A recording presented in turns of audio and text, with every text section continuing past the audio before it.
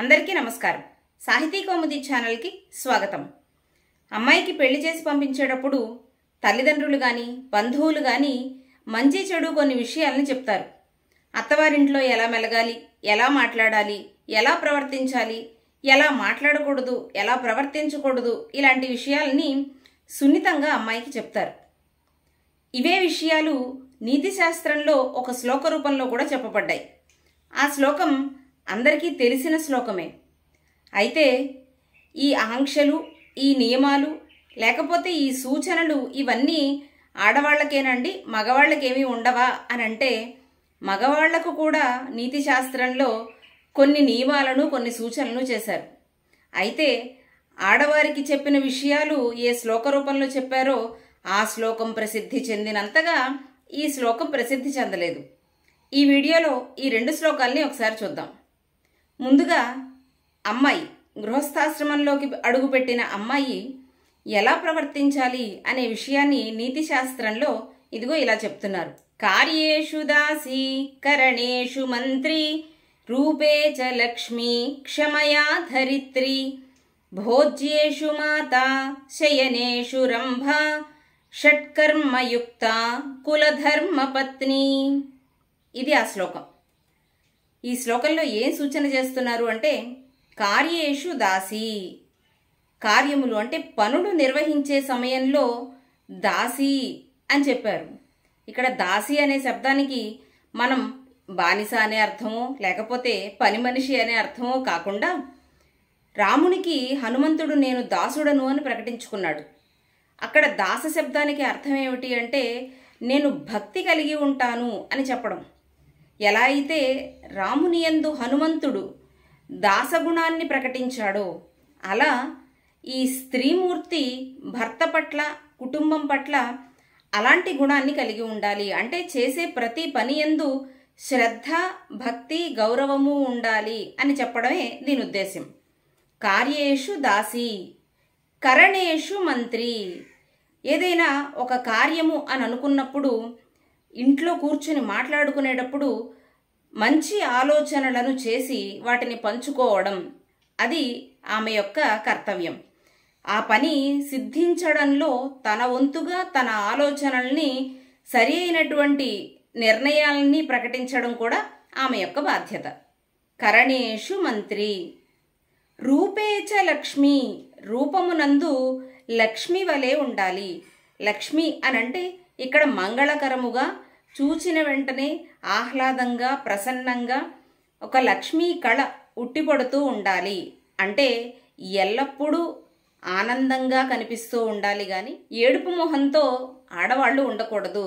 ఎందుకంటే ఎక్కడైతే స్త్రీలు బాధపడుతూ ఉంటారో అక్కడ లక్ష్మీదేవి ఉండదు. లక్ష్మీదేవి ఉండాలి అంటే స్త్రీమూర్తులు ఆనందంగా ఉండాలి. ఈ ఆనందంగా ఉండాలి అనడమే కాకుండా ఆనందంగా ఉంచాల్సిన బాధ్యత కూడా కుటుంబం మీద ఉంటుంది, అలాగే భర్త మీద కూడా ఉంటుంది. ఈమె రూపేచ లక్ష్మి, రూపమునందు లక్ష్మీదేవి వలె ఉండాలి, అంటే మంగళకరముగా ఉండాలి. క్షమయా ధరిత్రి, క్షమ ఓర్పునందు పృథివితో సమానంగా ఉండాలి. ఎంత ఓర్పు ఉండాలి అంటే భూమాతకున్నటువంటి ఓర్పు ఉండాలి. భూమాతనే ఎందుకు ఓర్పుకి ప్రమాణంగా చెప్తాము అనంటే, భూమి మీద మనుషుల సంఖ్య పెరిగిపోతూ ఉన్నా, ప్రాణుల సంఖ్య పెరిగిపోతూ ఉన్నా, పాప భారం పెరిగిపోతూ ఉన్నా, వీటన్నిటినీ కూడా ఆమె ఓర్పుగా భరిస్తూ ఉంటుంది. అలా భార్య కూడా క్షమయా ధరిత్రి, ఓర్పు యందు భూమాత వలె సహనాన్ని కలిగి ఉండాలి. ఎందుకంటే చాలా సమస్యలు మనం ఓర్పుగా ఉండడం వల్ల పరిష్కారం అవుతాయి. క్షమయా ధరిత్రి భోజ్యేషు మాత, పెట్టుటయందు, ఆహారము పెట్టుటయందు, అన్నము పెట్టుటయందు మాత, తల్లిని తలపించాలి. అంటే ఆ భోజనం పెట్టే సమయంలో మాతృ ప్రేమ కనిపించాలి. అంతేకాని భోజనం పెడుతూ నేను అది అడిగాను మీరు ఇంకా తేలేదు, నేను ఇది కొనమన్నాను మీరు కొనలేదు అని చాటభారతం చదువుతూ భోజనం పెట్టకూడదు. భోజనం పెట్టే సమయంలో తల్లి హృదయం ఉండాలి. భోజ్యేషు మాత శయనేషు రంభ షట్కర్మయుక్త కులధర్మ పత్ని. ఈ లక్షణాలు కలిగి ఉండాలి కులధర్మ పత్ని, ధర్మపత్ని, భార్య స్థానంలో ఉన్నటువంటి స్త్రీ ఈ లక్షణాలను కలిగి ఉండాలి అని చెప్పారు. ఇది మనకి చాలా ప్రసిద్ధి చెందినటువంటి శ్లోకం. అయితే ఇందులో అన్ని పాదాలు కూడా ప్రసిద్ధి చెందలేదు. మొదటి పాదం మాత్రం ప్రసిద్ధి చెందింది. కార్యేషు దాసి కరణేషు మంత్రి అన్నది మాత్రం బాగా ప్రసిద్ధి చెందింది. మరి ఇవే విషయాలు మరి భర్త ఎలా ఉండాలి అన్నది కూడా అదే నీతి శాస్త్రంలో ఉటంకించారు. ఇది అసలు మనకి పూర్తిగా ప్రాచుర్యంలోకి రాలేదు. చాలామందికి తెలియనటువంటి శ్లోకం. మన సనాతన ధర్మం ఎప్పుడూ కూడా ఆడవాళ్లను ఎలా చూస్తుందో మగవాళ్లను కూడా అలాగే చూస్తుంది. ఆడవాళ్లకు ఎక్కడైతే ఇలా ఉండాలి అని ఒక సూచన చేసిందో ఖచ్చితంగా అక్కడ మగవాళ్లకు కూడా ఇలా ఉండాలి అని చెప్పి తీరుతుంది. భర్త ఎలా ఉండాలి అంటే కార్యేషు యోగి కరణేషు దక్షః రూపే చ కృష్ణః క్షమయాతు రామః భోజ్యేషు తృప్తః సుఖ దుఃఖమిత్రం షడ్ధర్మయుక్తః ఖలు ధర్మనాథః. ఇది శ్లోకం. ఇప్పుడు భర్త ఎలా ఉండాలి అనే విషయాన్ని ఆలోచిద్దాం. కార్యేషు యోగి, అక్కడ స్త్రీని కార్యేషు దాసి అన్నారు. ఇక్కడ భర్తకి కార్యేషు యోగి అని చెప్తున్నారు. పనులు చేసే సమయంలో యోగి వలె ఉండాలి. యోగి అంటే ప్రతిఫలాన్ని ఆశించకుండా ఉండడం యోగి యొక్క లక్షణం. అంటే కర్తవ్యాన్ని నెరవేరుస్తూ ముందుకు అడుగులు వేయాలి తప్పితే గాని ఈ పని చేస్తే నాకేమిటి, లేకపోతే ఈ పని చేస్తే వీరు నాకు ఇలా ఉండాలి లేదా ఇది చెయ్యాలి అనే ఆలోచనను కలిగి ఉండనిటువంటి లక్షణం ఒక యోగి లక్షణం. కార్యేషు యోగి. ఇప్పుడు చూడండి, అక్కడ కార్యేషు దాసి, ఇక్కడ కార్యేషు యోగి, రెండింటినీ సమన్వయం చేస్తే సరిగ్గా సరిపోతుంది. అక్కడ పనులు చేసేటప్పుడు ఒక గౌరవాన్ని, ఒక భక్తిని, శ్రద్ధని కలిగి ఉంటుంది భార్య. పనులు చేసే సమయంలో ఒక యోగిలాగా ప్రతిఫలాన్ని ఆపేక్షించకుండా, ఎక్కడ అపేక్ష చేయకుండా ఉంటాడు భర్త. అంతేగాని ఆవిడ పనులు చేస్తోంది కదా అని నేను అజమాయిషీ చెయ్యాలి అని అనుకోకూడదు భర్త. కార్యేషు యోగి, తాను చేయవలసినటువంటి పనులను ప్రతిఫలాపేక్ష లేకుండా చెయ్యాలి భర్త అయినవాడు. కార్యేషు యోగి కరణేషు దక్షః. కరణము అక్కడ స్త్రీ దగ్గర చెప్పుకున్నప్పుడు, భార్య దగ్గర చెప్పుకున్నప్పుడు కరణేషు మంత్రి అని చెప్పుకున్నాం. అంటే ఏదైనా ఒక పనిని తలపెట్టినప్పుడు ఆ పని సజావుగా సక్రమంగా జరగడానికి తనవైన ఆలోచనలను భార్య అందిస్తే ఆ ఆలోచనలను స్వీకరిస్తూ వాటిని సమన్వయం చేసుకుంటూ ఆచరణలో పెట్టడంలో దక్షతను కలిగి ఉండాలి భర్త. కరణేషు దక్షః అంటే ఆ పనులు సజావుగా జరిగేలా చూడడం భర్త యొక్క బాధ్యత. కార్యేషు యోగి కరణేషు దక్షః రూపే చ కృష్ణః. రూపమునందు భర్త ఎలా ఉండాలి అంటే కృష్ణునిలా ఉండాలి. ఎందుకు కృష్ణునిలాగానే ఉండాలి అని అన్నారంటే నవ్వురాజిల్లెడు మోమువాడు కృష్ణుడు. కృషి కర్షణే అనే ధాతువు నుంచి కృష్ణ శబ్దం ఏర్పడింది. ఆకర్షించే లక్షణం కలిగి ఉండడం కృష్ణుని యొక్క లక్షణం. ఈ ఆకర్షించే లక్షణం వేటి ద్వారా ఆకర్షిస్తాడట? తన యొక్క సున్నితమైన మనస్సు ద్వారా, తన యొక్క మాటల ద్వారా, తన యొక్క చేతల ద్వారా, ఈ నవ్వు రాజిల్లే ముఖము ద్వారా అందరినీ ఆకర్షిస్తాడు. అలా ఆకర్షించే లక్షణం ఉండాలి. ఎలా అయితే అక్కడ భార్య లక్ష్మీ కళతో ఉండాలి, నవ్వుతూ ఉండాలి అని చెప్పుకున్నాము, అలాగే ఇక్కడ భర్త కూడా రూపేచ కృష్ణః. చూడగానే, ముఖాన్ని చూడగానే ప్రసన్నత, అలాగే సౌహార్ద్రము అన్నవి మనకి కనిపించాలి.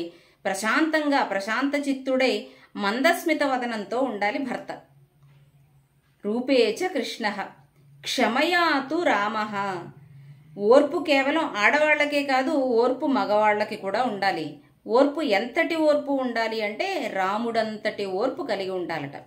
రామునికి ఎంత ఓర్పు ఉందో అంత ఓర్పు ఉండాలి. రామునికి ఎంత ఓర్పు ఉంది అంటే క్షమయా పృథివీ సమః అని వాల్మీకంలో రాముని గురించి చెప్తారు. ఓర్పు యందు భూమాతతో సమానము రాముడు అని అంటారు.